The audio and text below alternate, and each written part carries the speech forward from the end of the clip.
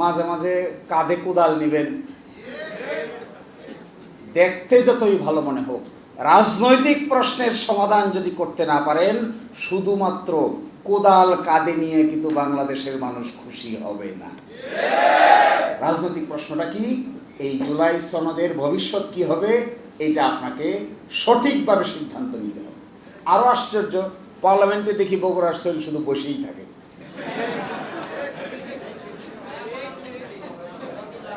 কথা তো বলে না।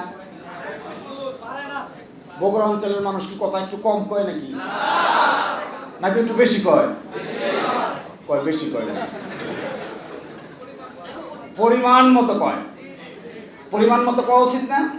পরিমাণ মতো কয়। আমরা ছোটবেলায় ইউনিভার্সিটি ভর্তি পরীক্ষায়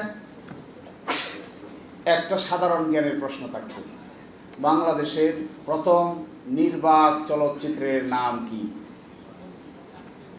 এখনই প্রশ্ন আসলে আমি লিখে দিতাম, বাংলাদেশের নির্বাক চলচ্চিত্রের নাম হল বাংলাদেশের পার্লামেন্টের বগুড়ার সোহেল। তো আজকের মতো এই পর্ব এখানেই শেষ। সবাই ভালো থাকবেন, সুস্থ থাকবেন।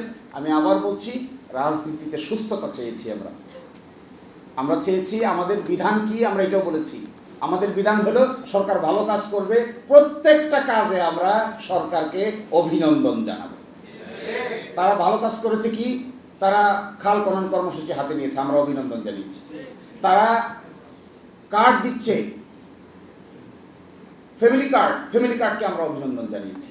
তিনি প্রটোকল ভেঙে সরকারের খরচ কমাচ্ছেন, এটাকে আমরা অভিনন্দন জানাই। বিদ্যুৎ সাশ্রয়ী করার জন্য প্রচেষ্টা চালাচ্ছেন, আমরা অভিনন্দন জানাই। সমাজের শ্রেণী পেশার মানুষকে নিয়ে কথাবার্তা বলার চেষ্টা করছেন, আমরা অভিনন্দন জানাই। It's very interesting. আচ্ছা, আপনি যদি না বুঝেন, আপনি ধরেন কোনো কারণে আপনি এটা বুঝলেন না, আপনি ভোট দেবেন না? না ভোট দিয়ে দিবেন। একটা বুঝলেন না, তাও না দিয়ে দিবেন। চারটা বুঝলেন না, তাও না দিয়ে দিবেন। অর্ধেকটা বুঝলেন না, তাও না দিয়ে দিবেন। কেউ ফিরাবে? তো যে হা দিছে, ধরে নিতে হবে সে চারটা বুঝেই হা দিছে। আরো আশ্চর্যজনক বিষয়, এই চারটা প্রশ্ন পড়ে বুঝেন নাই, কিন্তু 70% মানুষ হা দিছে। আর বিএনপির 31 দফার ভিতরে 31টা দফা আছে, এইটা পড়ে বুঝে কি মানুষ দানিশ হিসেবে